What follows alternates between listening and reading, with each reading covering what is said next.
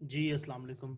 अच्छा यार, मैं ना आप लोगों को उससे पहले हमारे आज के लाइव सेशन से पहले कुछ चीज़ें ओ लेवल की इकोनॉमिक्स में इस तरह की हैं जिनको अगर मैं आपको पहले समझा दूंगा ना थ्रू अ वीडियो, तो हमारे लिए काफ़ी आसान हो जाएगा। वीडियो मतलब कि ये कि डेमोन्स्ट्रेशन के तौर पे, तो हमारे लिए काफ़ी आसान हो जाएगा बात को कैरी ऑन करना जब हम लोग इसको डायरेक्टली पढ़ रहे होंगे। ठीक है।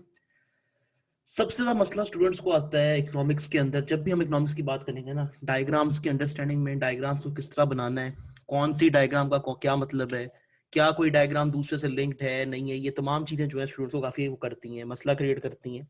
उनके लिए मुश्किल हो जाता है पॉइंट्स के, यार हम लोग इसको किस तरह वो करें, क्या अफोर्ड करें। ठीक है। तो यहाँ हम ना बिल्कुल एक बेसिक तरीके से समझेंगे कि यार डायग्राम्स में हो क्या रहा है, क्योंकि उस तरीके से हमारे लिए आगे ना उसको बड़ा इजी हो जाएगा बात को आगे समझाना, बात को आगे करना, और काफी आप लोगों को इंशाल्लाह समझ भी आ जाएगी। देखें, बिल्कुल बेसिकली जो है ना हमारे इस लेवल के ऊपर हम लोग इसके कलर, वहां पे आपका एग्जाम में तो वन कलर ही होता है, यहाँ पे मल्टीपल कलर्स यूज कर लेंगे ताकि मैं बात इजी तरीके से कन्वे कर पाऊँ। ठीक है। बिल्कुल बेसिक बात करें तो हमारा वही जो होता है दो, यानी कि हमारे जो सिंपल एक्सेस वाला तरीका है जिस तरह हम बाकी में ग्राफ बनाते हैं उस तरह होगा। जो आपका डिमांड का ग्राफ है, देखिए हमें इस चीज को समझना है कि डिमांड की जब भी आप ग्राफ बनाओ ना, graph is basically a representation of an equation. किसी भी इक्वेशन को ग्राफ रिप्रेजेंट कर रहा होता है। ये बिल्कुल बेसिक बात है। ठीक है। अब इस बात को सोच के देखिए, हमें पता है कि डिमांड और प्राइस का जो रिलेशन है, सिट्रस पेरिबस, अगर कोई और चीज चेंज नहीं होती, देखो ये बड़ा इंपॉर्टेंट बात है, ये भी आगे हमारे काम आएगी। सिट्रस पेरिबस, अगर कोई और चीज चेंज नहीं हो रही और हमारा इंडिपेंडेंट वेरिएबल प्राइस है, इंडिपेंडेंट वेरिएबल वो होता है जो मैनिपुलेट किया जाता है। ठीक है, यानी जिसको हम मैनुअली चेंज करते हैं, या जो मैनुअली चेंज होता है, जो पहले चेंज होता है, यूं समझ लें। और डिपेंडेंट वेरिएबल वो है जो उसकी वजह से चेंज होता है, जो उसको रिस्पॉन्ड करता है, जो उसमें उसमें जो चेंज आता है उसको जो होता है उसके ऊपर यानी एक अपना रिएक्शन देता है। ठीक है। तो हमारा लॉ ऑफ डिमांड ये कहता है कि सिट्रस पेरिबस, अगर प्राइस इंक्रीज होगी डिमांड जो है डिक्रीज होगी, प्राइस डिक्रीज होगी डिमांड इंक्रीज होगी। यहाँ दो बातें क्लियर हुई, एक तो इनवर्स रिलेशनशिप है, और दूसरी इनवर्स रिलेशनशिप का मतलब ये नेगेटिव रिलेशनशिप है। नेगेटिव बुरे की सेंस में नहीं, नेगेटिव का मतलब ये अगर एक बढ़ेगा तो दूसरा कम होगा। और यहाँ पे दूसरी बात हमें यहाँ पे ये क्लियर होती है, जो बड़ी सिंपल सी बात है, कि हमारा ऑब्वियस सी बात है कि इस कर्व का जो स्लोप है वो डाउनवर्ड होगा। अच्छा, ये क्यों होता है? देखिए बिल्कुल सिंपल सी बात है, अगर आपसे एग्जाम में पूछ ले कि यार ये जो चीज है हमारा कॉस्ट की इंक्रीज, जो हमारा सॉरी प्राइस की इंक्रीज है, कॉस्ट और प्राइस में डिफरेंस याद रखना, ये बड़ा इंपॉर्टेंट है आपके इस पेपर के अंदर। ठीक है। बाकी जगहों पे इतना मैटर नहीं करता, लेकिन ये है कि इकोनॉमिक्स में बड़ी इंपॉर्टेंट चीज है। अब वो कहता है कि यार ये बताएं कि जी आपका जो प्राइस में इंक्रीज है वो डिमांड में डिक्रीज क्यों लाता है। हमें पता है कि डिमांड के दो मेन चीजें अगर ना हो तो डिमांड नहीं हो सकती, इफेक्टिव डिमांड नहीं हो सकती। पहली चीज है विलिंगनेस, यानी कि आपका जो ख्वाहिश है कोई चीज को बाय करने की, परचेज करने की। और दूसरी एबिलिटी। अगर इनमें से एक भी चीज मौजूद नहीं है तो आपकी डिमांड इफेक्टिव नहीं है। फर्ज करो एक बंदे की विलिंगनेस है, वो कहता है मैंने आईफोन जो है, जो बिल्कुल न्यूएस्ट आईफोन आया, वो खरीदना है, लेकिन उसकी जेब में अपनी यानी क्या उसके पास किडनी नहीं है, या जेब में उसके पास 2.5 लाख रुपया नहीं है। ठीक है। जो भी उसका रेट चल रहा है, मकसद ये है बात का, तो उसकी डिमांड इफेक्टिव नहीं है क्योंकि उसकी विलिंगनेस को उसकी एबिलिटी बैक नहीं कर रही। ठीक है। सिमिलरली एक बंदा जो यानी कि वो करता है, जिसके जहन में वो है एबिलिटी है, जो खरीद सकता है, एक खरीदना चाहता है, एक खरीद सकता है। एक बंदा खरीद सकता है, पैसा बहुत है उसके पास, वो कहता है नहीं यार मैं तो सैमसंग का जब नया फोन आएगा ना वो लूंगा, मुझे तो इंटरेस्ट ही नहीं है इसके अंदर, अपना एप्पल के अंदर। तो यहाँ अब उसकी जो एबिलिटी है वो विलिंगनेस को यानी विलिंगनेस उसकी एबिलिटी को बैक नहीं कर रही, तो ये इफेक्टिव डिमांड नहीं है। ठीक है। जब प्राइस बढ़ती है तो आम तौर पे कई सारे लोग ऐसे होते हैं जो सोचते हैं लाख रुपए का फिगर अफोर्ड कर सकते हो लेकिन 1.5 लाख ना कर सकते हो। तो जैसे प्राइस इंक्रीज होगी तो काफी सारे लोग ऐसे होंगे जो नहीं अफोर्ड कर पाएंगे, उनकी एबिलिटी गिर जाएगी। और बहुत सारे लोग ऐसे भी होंगे जिनकी विलिंगनेस गिर जाएगी, कहेंगे यार अभी ये चीज तो 1.5 लाख की होगी, चलो जब लाख पे आएगी फिर लेंगे। ठीक है। तो ये जो चीज है इसका मतलब ये है कि उनकी विलिंगनेस भी कम होती है। ये रीजन है कि प्राइस और डिमांड का इनवर्स रिलेशन होता है नेचुरली सिट्रस पेरिबस सिचुएशन में। ठीक है। बिल्कुल बेसिक तरीके से देखा जाए तो आपकी डिमांड कर्व कुछ ना यूं होती है। ठीक है। बिल्कुल हम लोग एग्जैक्ट नहीं जा रहे हैं, मैं आपको बात समझा रहा हूँ। ये क्यों होता है, इसके अंदर आपका रिडक्शन प्रोबेबिलिटीज की बात आ जाती है, इसमें वो बात आ जाती है कि आपका जो मार्जिनल रेट है वो चेंज होता रहता है। अभी हमारा वो फोकस नहीं है। ओ लेवल के अंदर हमें मोस्टली यूज करना पड़ेगा सिंगल स्ट्रेट लाइन। ठीक है। जो आपका ये एक्सेस है इसको आप पूरा लेबल कर दो, बहुत बेहतर है। ठीक है। और इसके साथ उसका वो भी डाल दो, हमारा ये जो एक्सेस है प्राइस है। ठीक है जी। और ये जो हमारा एक्सेस होता है ये आ गया हमारा क्वांटिटी डिमांडेड, इस केस में हम डिमांड की बात कर रहे हैं। ठीक है जी। और अब हमने यानी यहाँ पे उसको डेवलप करना है। देखिए आपका डिमांड कर्व बिल्कुल सिंपल बात है, ये आ गया। ठीक है। क्यों? क्योंकि आपकी जिस तरह देखो, यहाँ से हम जिस तरह नीचे जाएंगे प्राइस कम होगी, आपकी क्वांटिटी डिमांडेड जो इंक्रीज करती जाएगी। ठीक है, हम इसको यहाँ पे डिमॉन्स्ट्रेट भी कर देते हैं। अगर हम इसको डिमॉन्स्ट्रेट करते हैं तो यहाँ हमारे पास ये देखें, एक पॉइंट यहाँ आ गया। हमने पहला पॉइंट एक समझाने के लिए सिर्फ बाद में पॉइंट ले लिया। इस पॉइंट की हमारी तकरीबन जो हमारी रिलेटिव डिमांड बनती है ना, वो ये बन रही है। और अब हम इस पॉइंट से अगर नीचे आते हैं, यानी हम प्राइस को गिराते हैं, हमने पहले जो चेंज है प्राइस में किया, तो नेचुरली हमारी जो वो है, हमारी जो क्वांटिटी डिमांडेड है वो कम हो रही है। ठीक है, हम इसको दोनों सिचुएशन टेस्ट करते हैं।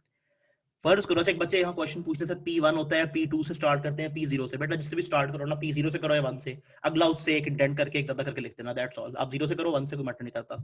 ठीक है, तो जी अब यहाँ पे अगर हम इसको देखते हैं, यहाँ पे जो बात समझाने वाली है, अगर पहले हम ये समझते हैं, हमने फर्ज करो हम पहले ले लेते हैं कि हमारी जो स्टार्टिंग प्राइस थी ना, हमारी स्टार्टिंग प्राइस थी ये वाली, ये अल्लाह करे आज स्पेशली लिखा हुआ खराब ना हो जाए, लेकिन चलें प्राइस 0 कर दिया, खराब ठीक हो गया। हमारी ये स्टार्टिंग प्राइस थी, प्राइस 0 थी। ठीक है, इस सिचुएशन में हमारी जो क्वांटिटी डिमांडेड थी वो ये थी, क्यूडी हमारी, यानी जो है क्यू लिखें क्यूडी लिखें कोई मैटर नहीं करती, ये कोई बहुत बड़े मसले नहीं होते। आप इसको एक्स वाई भी लिख सकते हो, जेड एम भी लिख सकते हो, फर्क नहीं करता। ठीक है, वो लिखो जो मीनिंगफुल आसानी जाती है। ये हमारी क्वांटिटी डिमांडेड 0 आ गई। ठीक है, अब सर हमने दूसरा सीन ये किया, अब हम पहले कहते हैं कि हमने जी प्राइस इंक्रीज की है, हमारी प्राइस पहले P0 से यहाँ थी, हमारी प्राइस इंक्रीज होकर P1 पे आ गई। ये बिल्कुल हम एक सिंपल सिचुएशन ले रहे हैं। ठीक है, तो हमारा इसका जो रिलेटिव डिमांड के ऊपर, यानी हमारे जो डिमांड पे इसका रिलेटिव इफेक्ट था वो क्या था कि हमारी क्वांटिटी डिमांडेड जो है वो कम हो गई, सेम ग्राफ के ऊपर। अच्छा, यहाँ जो याद रखने वाली बात ये है, इसको मैं आपको आगे समझाता हूँ, आप बस ये याद रखो कि हम लोग सिंपल प्राइस और डिमांड का रिलेशन देख रहे हैं। ठीक है, अगर हम, अच्छा इसमें बच्चे पूछते हैं सर एरर लगाने जरूरी है। बेटे अगर आपने ये मार्किंग कर दिया ना, ये जो ये मार्किंग हमने की हुई है, तो एरो जरूरी नहीं होते। अगर आप पास टाइम है, आप उसे बेहतर तब समझाना चाहते हो, तो आप जरूर एरो लगा सकते हो, कोई मसला नहीं है। ठीक है, लेकिन एरोज आर नॉट कंपल्सरी। ठीक हो गया जी, ये आ गया हमारा एक एरो, और ये हमारा उसमें आ गया इफेक्ट। एरो में ध्यान करो, लगाओ तो फिर उसको उल्टा ना लगा देना। क्या हुआ जी, हमारी प्राइस इंक्रीज हुई, हमारी क्वांटिटी डिमांड कर गई। ठीक है, अब इसी सिचुएशन को दूसरे अंदाज से देखते हैं। हम फर्ज कर लेते हैं जी कि हमारा जो पहले प्राइस थी ना वो ज्यादा थी, तो बिल्कुल सिंपल अंदाज में हमने पहले अपनी प्राइस लिख दी, ये आ गया जी, टेक्स्ट आ गया। हमने अपनी इनिशियल प्राइस हमारी ज्यादा थी। ठीक है, हमने इसको P0 कर दिया, तो हमारी जो इसकी रिलेटिव क्वांटिटी डिमांडेड थी हमारी यहाँ पे ये आ रही है। और अब हमने जो है प्राइस को गिरा दिया, कम कर दिया, तो हमारी ये P1 हो गई। उसके बरक्स जो है हमारी क्वांटिटी डिमांडेड यहाँ पे आ गई। अब इसमें क्या हुआ, इसमें उसका बिल्कुल ऑपोजिट इफेक्ट हुआ। ठीक है जी, बिल्कुल ऑपोजिट इफेक्ट हमारा इस तरह हुआ कि हमारी प्राइस गिर गई, लेकिन हमारी क्वांटिटी डिमांडेड जो है वो एक्सपैंड कर गई, इंक्रीज हो गई। यहाँ जो टेक्निकल वर्ड है ना, अगर आपका सेम लाइन के ऊपर हो रहा हो, यानी कि आपकी प्राइस चेंज की वजह से हो रहा हो, तो हम उसको एक्सपेंडेड कहते हैं, एक्सटेंडेड कहते हैं, हम उसको इंक्रीज नहीं कहते, क्योंकि इंक्रीज इन सेंस जो है ना वो शिफ्ट के डिमांड में, शिफ्ट के उसमें आता है। तो आप एक्सपेंडेड, एक्सटेंडेड, आप उसको यानी इस तरह का वर्ड यूज करें कि सेम लाइन पे शो। अच्छा, इसको लेबल करते हुए यहाँ पे याद रखें कि इसको आप उसको डी के साथ लेबल करेंगे। ठीक है, ये हमारा डी आ गई लाइन। अगर यहाँ पे एक है तो सिर्फ डी कर दो, अगर आपकी दो होती है D0 D1 कर दो, D1 D2 कर दो, आपकी मर्जी है। यहाँ तक सिर्फ बात क्लियर हो गई। अच्छा, अब इसमें यहाँ पे जो मैंने आपको बात असल समझाने के लिए वीडियो बनाई है, देखो यहाँ पे याद ये बात रखनी है कि आपका जो, अगर आपकी प्राइस जो है वो इंडिपेंडेंट वेरिएबल है, यानी ये वो वेरिएबल है जो पहले चेंज हो रहा है, फिर तो ये सिचुएशन होगी जो मैंने आपको यहां दिखाई है। अगर आपकी प्राइस जो है वो इनिशियली चेंज होने वाली चीज नहीं है, किसी और वजह से आपकी डिमांड पे असर पड़ रहा है, कोई और चीज आपका इंडिपेंडेंट वेरिएबल है, तो प्राइस का अफेक्ट सेकेंडरी होगा, हम उसको बाद में देखेंगे। जैसे हमने एक सिचुएशन देखी, जैसे हमारे पास ये आ गया, हमारी ये अभी इस वक्त की वो है, यानी हमारी इस वक्त की ये डिमांड है, पता नहीं बच्चे वहां पर कर रहे हैं जो भी मसला उनके साथ, उसको देखते हैं। हमारी ये, अब देखें ये बेसिकली हमारी वो है, यानी इस वक्त हमारी डिमांड है। ठीक है, अब यहाँ जो बात समझाने वाली है वो ये है कि फर्ज करो हम एग्जांपल लेते हैं कि ये जो हमारी है ना पूरी कर्व है, ये बनी हुई है फॉर द, बिल्कुल सिंपल अंदाज में देखा जाए तो इसको हम करते हैं कि ये हमारी जो कर्व बनी हुई है ना, ये जो हमारा पूरा डायग्राम बना हुआ है, ये फॉर एग्जांपल आइसक्रीम जो है ना, आइसक्रीम की मार्केट के लिए। ठीक है, आइसक्रीम की मार्केट की करंट सिचुएशन दिखा रहा है हमें। तो इसमें अब हम आपको ना, मैं आपको जो बात समझाना चाह रहा हूँ ये है कि इसमें हम फर्ज कर लेते हैं दो पॉइंट्स कोई भी। हम कहते हैं कि जी ये प्राइस है ना, ये जो प्राइस का लेवल है, इसके ऊपर हमें पता है कि इस वक्त जो नॉर्मल सिचुएशन है इस प्राइस के लेवल के ऊपर ये हमारी डिमांड है। ठीक है, और हमें पता है कि जी ये वाला जो प्राइस का लेवल है उसके ऊपर हमारी ये डिमांड है। अब एक बात है, आज फर्ज करो गर्मी थी, ये हमारा ना जब आज बहुत गर्मी थी उसकी सिचुएशन ये थी। सुबह गर्मी थी, ये हमारी सिचुएशन आ गई जो डिमांड सप्लाई की है। फर्ज करते हैं कि जी रात को ना यकदम, यानी शाम के टाइम यकदम अच्छी खासी ठंड हो जाती है, यानी यूं समझ लो कि 40 डिग्री सेंटीग्रेड से शाम को 1 डिग्री सेंटीग्रेड पे आ जाता है। अब होगा क्या ऐसी सिचुएशन में? लोगों की विलिंगनेस, जो उनकी एबिलिटी है, उस पर इतना असर इस सिचुएशन में नहीं पड़ेगा, उनकी विलिंगनेस पे फर्क पड़ेगा। क्यों? क्योंकि अब वो कहेंगे कि यार ठंड हो गई है, ठंड में खाएंगे गला खराब हो जाएगा। तो इररिस्पेक्टिव ऑफ द प्राइस, जो भी प्राइस है वो हर प्राइस पे कम डिमांड करेंगे, वो हर प्राइस पे चीज कम लेंगे। वो कहेंगे कि इससे बेहतर है अगर हम अभी खाएंगे हमारा गला खराब होगा, हम हर प्राइस पे ही, यानी अब फर्ज करो आपकी प्राइस जो थी, पहले हम यहाँ एग्जांपल लेते हैं कि आपको, अगर आप 20 रुपए की बेच रहे थे, क्या नाम है अपनी आइसक्रीम, तो इतने की थी। अगर आप 20 रुपए की बेच रहे थे तो फॉर एग्जाम्पल लोग जो हैं 1000 लोग ले रहे थे, एक बात है। और अगर आप 10 रुपए की बेच रहे थे तो पहले फर्ज कर लो 2000 लोग ले रहे थे। ये सिचुएशन थी पहले की, ठीक है, जब अभी गर्मी थी। अब ठंड होने के, अब देखो ठंड की वजह से, ठंड ने प्राइस तो चेंज नहीं की ना, प्राइस तो वही है। आप अब इस वक्त सुबह बाजार में जाओगे तब भी 20 की है, ठीक है, इस पॉइंट पे। शाम को बाजार जाओगे तब भी 20 की है। सुबह बाजार जाओगे इस पॉइंट पे 10 की है, शाम को जाओगे 10 की है। प्राइस पे कोई असर नहीं पड़ा, प्राइस नहीं बदली। क्या बदला? मौसम बदल गया, ठीक है। अब मौसम बदलने की वजह से होगा क्या, ऐसी सिचुएशन में आपकी डिमांड कर्व शिफ्ट करेगी। यानी अब मैं जो बात समझाना चाह रहा हूं ये है कि अगर प्राइस आपका इंडिपेंडेंट वेरिएबल नहीं है, प्राइस वो वेरिएबल नहीं है जो पहले चेंज हो रहा है, प्राइस वो वेरिएबल नहीं है जिसका चेंज डिमांड पे असर कर रहा है, तो फिर एक्सटेंशन कॉन्ट्रैक्शन नहीं होती। इंस्टेड आपकी डिमांड की तरफ शिफ्ट करती है, या आपकी डिमांड इंक्रीज होती है या आपकी डिमांड डिक्रीज होती है, यानी कर्व में शिफ्ट आएगा। क्योंकि कर्व में शिफ्ट रिप्रेजेंट क्या करता है? देखो यहां हम वही बात करते हैं, अब देखो ठंड हो गई, ठीक है, ठंड होने की वजह से जी आपका जो नया डिमांड कर्व है वो समवेयर यहाँ आ गया। हम इसको काफी दूर नहीं बना सकते, उससे पहले नहीं बनाते हुए उसका एरिया हम ज्यादा नहीं दिखा रहे, लेकिन जो बात समझाने वाली है। अब मैंने यहाँ पे जो टेक्स्ट ले लिया, यहाँ पे मैंने इसको टेक्स्ट लिख दिया, ये आपका सर D0 आ गया, ठीक है, और सॉरी D1 आ गया। हम इसको वहां पे दूसरे वाले को D0 कर देते हैं। अभी ये काफी गंदा लिखा गया है, चलो इसको हम साफ करके दोबारा बना लेते हैं ताकि हमारे पास जगह ज्यादा बन जाए, मैं आपको बात क्लियरली समझा पाऊँ। हमने जो पहले सिचुएशन दिखाई थी सर, हम फर्ज कर लेते हैं कि ये वाला आपका जो था ना ग्राफ, वो थोड़ा सा हम इसको यूं करके बना लेते हैं ताकि हमारे लिए उसको समझना आसान हो, देखना आसान हो, ठीक है। ये हमारा सर यहाँ पे डॉट लग गए, ये हमारा एक ग्राफ आ गया पहले वाला, और ये अब ना ये वो सिचुएशन है जो नई अकर हुई है, ठीक है। अब इसको हम कह लेते हैं सर D0, या इसको अगर आप D1 को तो दूसरे को D2 कर देना, फिर वही बात है, ठीक है। इसको आपने कह दिया D0, यहां आपने कर दिया जी D1, यहां आपने कर दिया। इनकी अगर आपने लेबलिंग गलत कर दी, आपने इसको D1 बना दिया, इसको D0, तो आप उल्टा फैक्ट दिखा रहे हो। आप ये कह रहे हो कि ठंड होने की वजह से जो है हर प्राइस पे आइसक्रीम ज्यादा बिक रही है। हमने पहले ये कहा था कि फर्ज करो जी, हमने कहा था कि इस लेवल के ऊपर ना, ये आपका वो 20 वाला लेवल है, सुबह जी जब गर्मी थी तो इस लेवल के ऊपर इतनी आइसक्रीम बिक रही थी। जब सुबह गर्मी का मौसम था, सेम दिन में वही 20 रुपए के ऊपर जो है हम कह रहे थे कि हमारे पास 1000 यूनिट बिक रहे हैं, ठीक है, 2000 यूनिट बिक रहे हैं। हमने कहा था ना कि 2000 यूनिट बिक रहे हैं, और यहाँ हमारी प्राइस थी 20, सॉरी हमने कहा था 1000 यूनिट बिक रहे हैं, बिल्कुल सही कर लेते हैं। और यहाँ हमारी उस वक्त प्राइस थी सर 20, ठीक है। यहाँ हमारे 1000 यूनिट आ गए। जो सुबह जब गर्मी थी, इंतहाई गर्मी थी, उस वक्त लोग 20 रुपए की प्राइस पे 1000 यूनिट ले रहे थे। अब जब एकदम से ठंड हुई है, क्या प्राइस पे असर पड़ा है?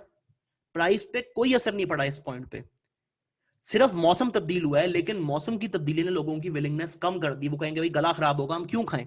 तो उसी 20 रुपए के ऊपर अब लोग जो हैं वो कम खरीदेंगे। वो अब सेम प्राइस पे, यानी हर डिफरेंट प्राइस पे, प्राइस को चेंज किए बगैर लोग हर प्राइस पे कम खरीदेंगे। अब लोग 20 रुपए के ऊपर जो है फर्ज कर लेते हैं लेट्स से 500 खरीदेंगे, ठीक है। यहां बात समझाने वाली ये है कि इनिशियल जो इफेक्ट होता है आपका डिमांड की, क्या डिमांड की शिफ्ट का, या कल को हम सप्लाई की शिफ्ट की जब बात करते हैं तो सप्लाई की शिफ्ट का इनिशियल इफेक्ट प्राइस पे नहीं होता, इनिशियल इफेक्ट होता है क्वांटिटी के ऊपर। अब यहां 20 की वही प्राइस है जो सुबह आप दुकान गए तब भी वो 20 किलो आपको दे रहा था आइसक्रीम, आप शाम को दुकान गए तब भी वो आपको 20 की आइसक्रीम दे रहा था। उसने अपनी प्राइसेस नहीं बदली। बदला क्या? मौसम बदल गया। सुबह गर्मी थी, आप जैसे 1000 लोग विलिंग थे जो जाके 20 रुपए की प्राइस पे आइसक्रीम खाने वाले थे, क्योंकि मतलब मजा आता है, ठंड होती है, आपका मूड अच्छा होता है।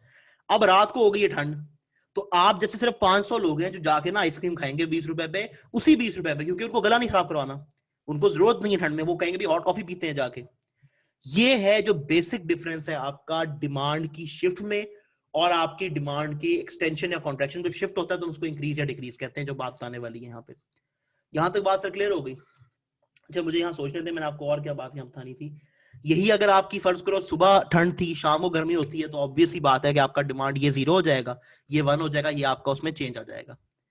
तो ये है बेसिक चेंज जो मैंने बताना है आपको, reason for a shift in demand या रीजन फॉर अ कॉन्ट्रैक्शन और extension in demand. Same situation sir supply की है, ठीक है।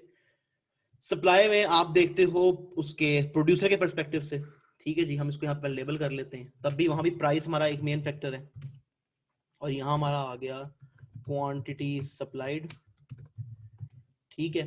अब हम फर्ज करते हैं जी पहले हमारी सप्लाई ये थी, ठीक है, और हम इसको देख रहे हैं, ये ऐसा आ गया आपका, ये ऐसा आ गया, हम इसको देख रहे हैं, फर्ज करें इस प्राइस के पर्सपेक्टिव पे कि हमारी इनिशियल प्राइस जो है वो ये थी।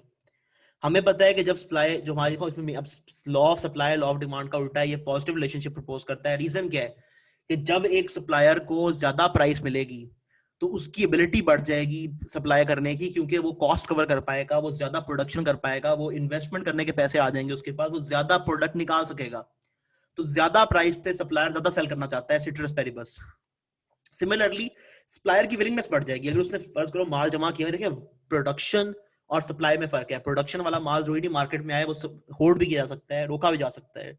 जो यानी जो आइटम्स, जो प्रोडक्शन जो है, जो प्रोडक्ट्स हैं, वो प्रोडक्ट्स जो मार्केट में सेलिंग के लिए आ जाते हैं, ठीक है, सेलिंग के लिए, वो प्रोडक्ट्स जो है वो बनते हैं, वो होते हैं आपके उसका पार्ट सप्लाई का।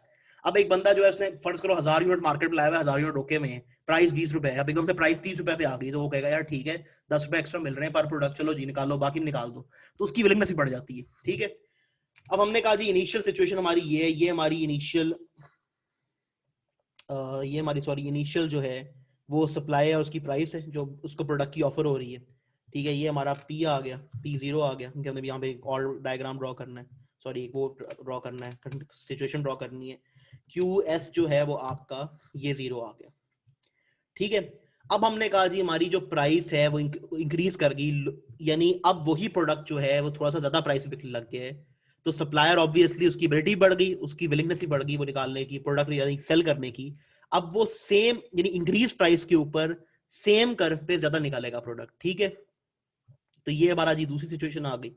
इसमें यहाँ पे हमारा QS जो है बाद में बनेगा, उसके क्यों बनेगा वही बात है कि आपका से यानी पॉजिटिव रिलेशनशिप है उसके साथ। ये आपका P जो है 1 आ गया। अब इस सिचुएशन में जो हमारा इसका चेंज आया वो किस तरफ आया है कि हमारा इसका सर चेंज आ गया है इस डायरेक्शन में, हमारी प्राइस इंक्रीज कर गई है और यहाँ हमारा सप्लाई इंक्रीज कर गई है। यही अगर प्राइस कम हो जाती तो इसका उल्टा हो जाता। अब आ गया शिफ्ट इन सप्लाई, वही मसला जो मोस्टली बच्चों को उसमें वो करेगा, परेशान करेगा।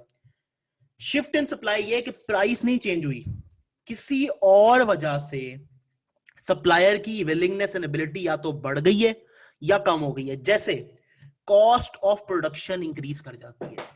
पहले सप्लायर हर 10 रुपए पीछे 8 रुपए बचा रहा था, अब कॉस्ट ऑफ प्रोडक्शन इंक्रीज करेगी, सप्लायर हर 10 रुपए पीछे 1 रुपया बचा पाएगा।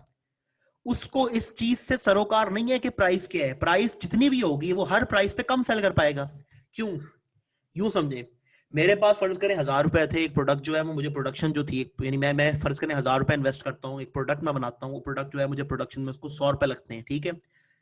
मैं वो प्रोडक्ट 100 का बेचूं, 1000 का बेचूं, 10 लाख का बेचूं, मुझे उसकी प्रोडक्शन, मेरे पास 1000 रुपए का बजट है, उस बजट में मैं उसके 100 रुपए का, अगर 100 रुपए उसकी कॉस्ट है तो मैं उसके 10 प्रोडक्ट बना सकता हूँ, ठीक है।